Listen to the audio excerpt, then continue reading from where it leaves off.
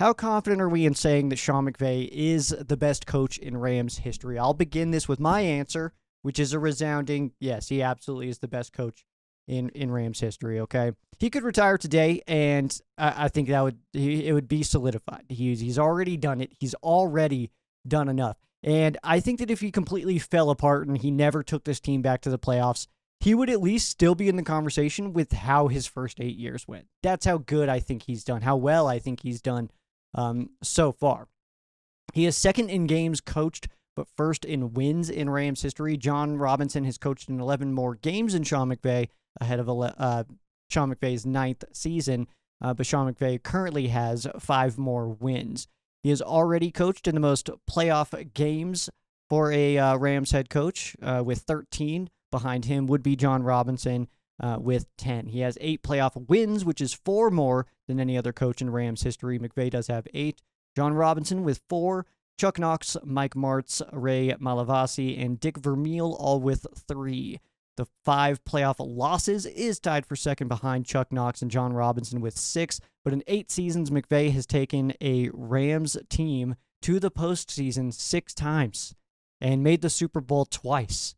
That is taking over for a team that did not make the playoffs for 12 full seasons, more than a decade, a dozen years of no playoffs. And Sean McVay has flipped that very aggressively.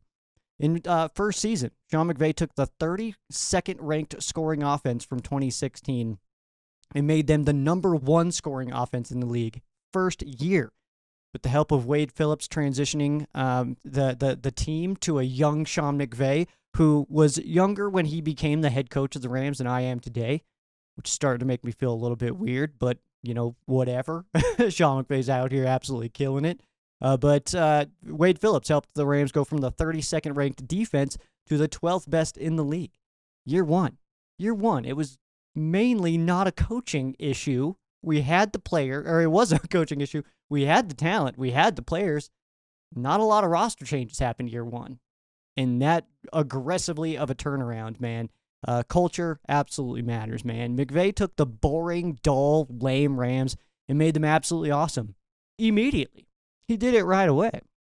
The Rams were known for being bottom dweller, and then in 2 years, Sean McVay took a team that was a known bottom dweller, a known butt of the joke, won the NFC, took them to a Super Bowl. 2 years. Needed 2 years to do it.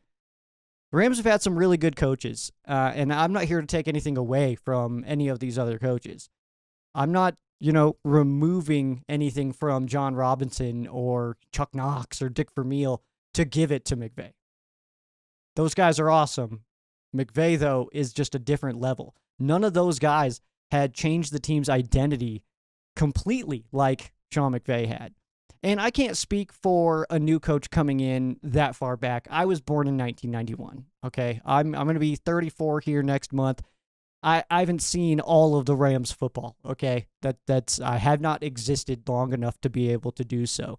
So I can only speak for more recent times in coaching transitions. And really the first one that I saw come in as a true coaching transition from paying attention to football was from Dick Vermeil, who I did not really see enter, to Mike Martz. Mike Martz was really the first coach that, as a Rams fan, I got to see a new coach come in. Mike Martz lost his first playoff game in year one, lost to the Saints. Mike Martz then would be the front pin in what was the strike that ultimately turned into the Patriots dynasty. He was that first Super Bowl win for that dynasty. After that, Scott Linehan went 8-8 in his first year as the Rams coach, which definitely not bad, but did miss the playoffs before absolutely crashing down to just 5 wins in the next 2 seasons.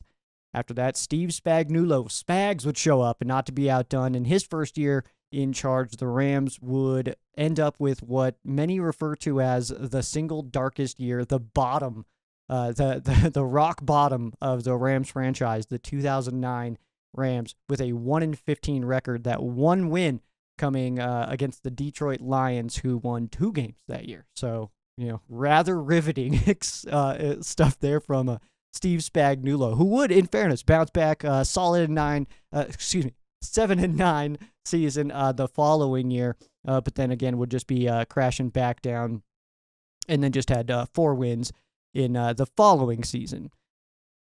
2 wins in the following season. Then the Jeff Fisher era did begin. Jeff Fisher gave us a lot of really good memes in his time. In 3 of his first 4 seasons, he won 7 games, and that led us to a lot of 7-9 memes because of some of his comments that he made during Hard Knocks. I'm not going frickin' 7-9, okay? Edited for other for family-friendly audiences here, okay? And then as a person whose birthday is on July 9th, which has now been dubbed Jeff Fisher Day, 7-9, that's been rather fun. And a real fun meme that I get to be reminded of every time that I'm celebrating another trip around the sun, So that's rather fun stuff there. But Sean McVay, Jeff Fisher, obviously with those 7 wins this season, seemingly inevitable. That was just enough. 7 wins in a season is just enough to give us some hope, give us some we're right on the cusp, but not enough to save us from absolutely getting trashed all year long by fans of other teams at our favorite local sports bar. Okay, so Jeff Fisher was not able to push us over the edge. Then he did oversee the transition back to Los Angeles in 2016, where the team would ultimately finish with a 4-12 record. Bad times. Jared Goff was a bust. The Rams had absolutely no shot. Sean McVay enters the building. And in the 20 years of aging that Sean McVay has done in the last 8 seasons coaching the Rams, he has shown already that he is the best this franchise has ever seen. He is 7th in win percentage. The 2022 season definitely taking a hit on that for sure. But he has coached in 132 games, and everybody ahead of him has obviously not coached in that many games. Adam Walsh, he won 75% of his 21 games. He is 1-0 in the playoffs, a championship coach for the Rams. George Allen, 74.2% of his 70 games, 0-2 in the playoffs. Hampton Poole with a 69.7. He won that many of his 35 games, 0-1 in the playoffs. Joe Stidehar, awesome coach, 68% of his 25 games he won, 2-1 in the playoffs, also a championship for Stidehar. And then Clark Shaughnessy in 5th place as far as win percentage goes, 66.7 of his 24 games, 0-1 in the playoffs. And then Coach Mike Martz, 62.4% of his 85 games. He is 3-4 in the playoffs, 1 win post the Super Bowl appearance. So after that Super Bowl loss to the Patriots, only had 1 win after that, which would have been against the Seattle Seahawks before losing to the Atlanta Falcons the following week. But Sean McVay has won 80 of his 132 games. He is 8-5 in the playoffs with 1 NFC championship and 1 Super Bowl win. McVay will be just 40 this upcoming January in 2026, which does land on a Saturday, by the way. His birthday does, of championship weekend. So Sean McVay could, in theory, turn 40 and then the following day get his team to a 3rd Super Bowl. Technically, that's still an absolutely possibility. We're only in June. So, yes, of course, that's absolutely possible. He's also gotten better at his challenges. I think that this is a fun thing to dive into. 3-3 year 1, then he was 3-5 in 2018, 1-4 in 2019. Rough times on the challenge flags in 2019.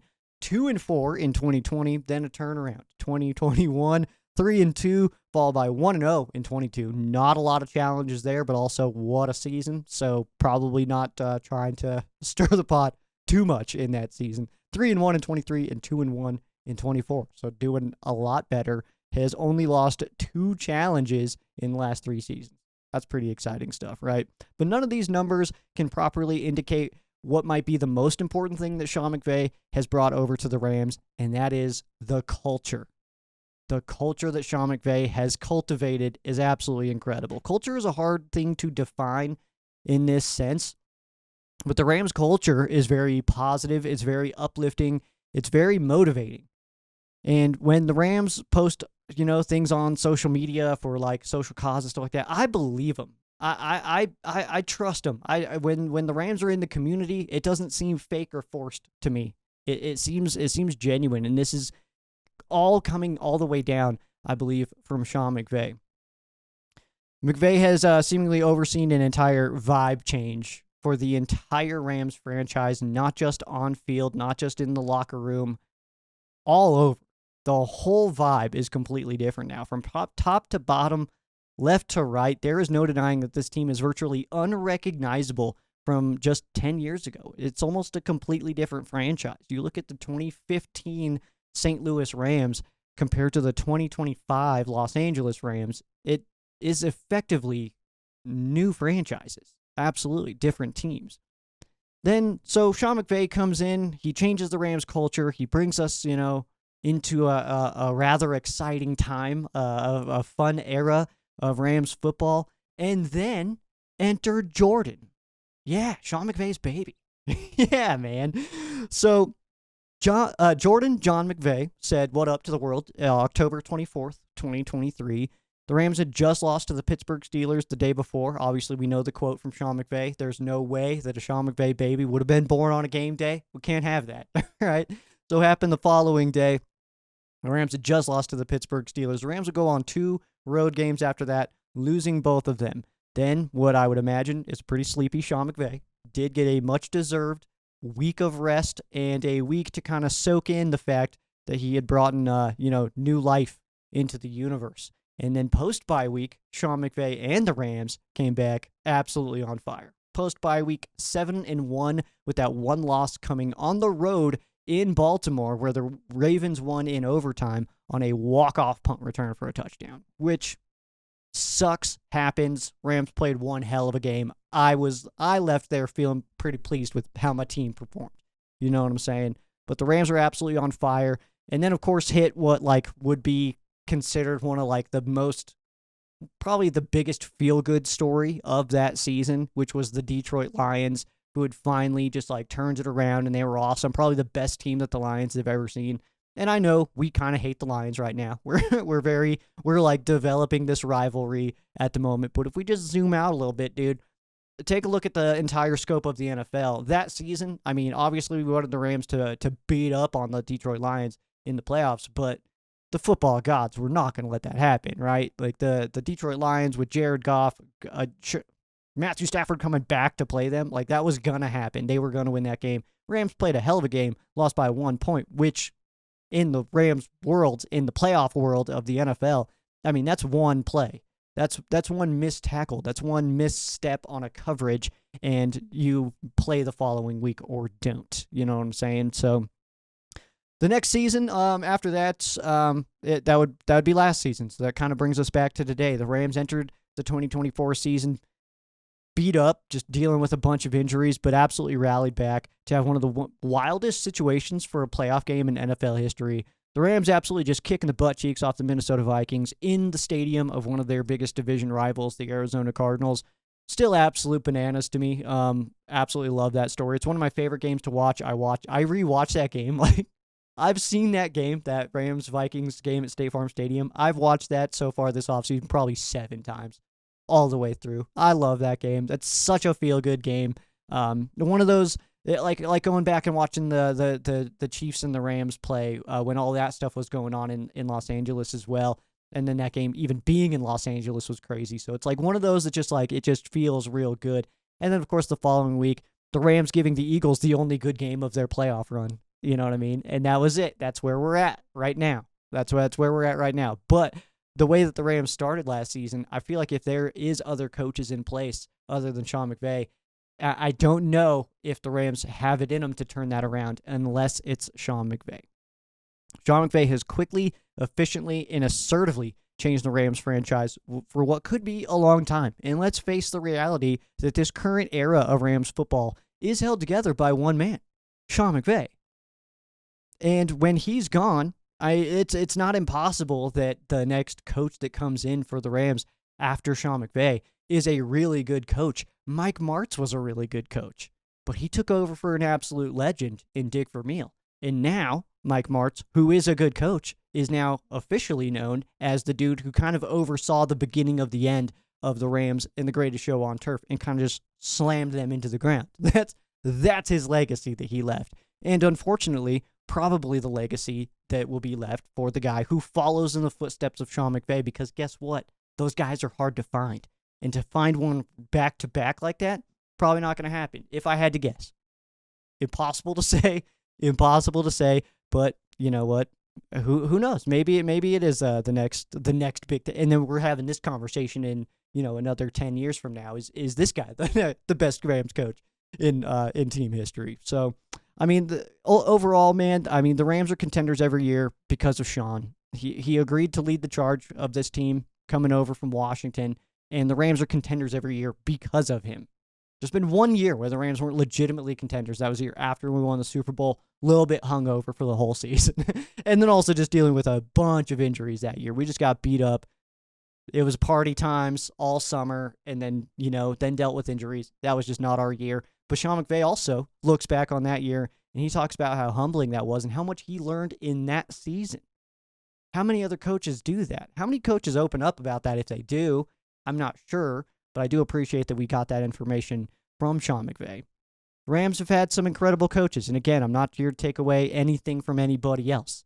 Some really, really good coaches in various buildings throughout different cities as well. But none of them have had the impact that Sean McVay has had and is having on this franchise. We got to just soak this in while we have it, fellas, because this won't last forever.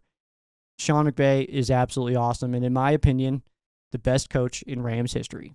Let me know what you think.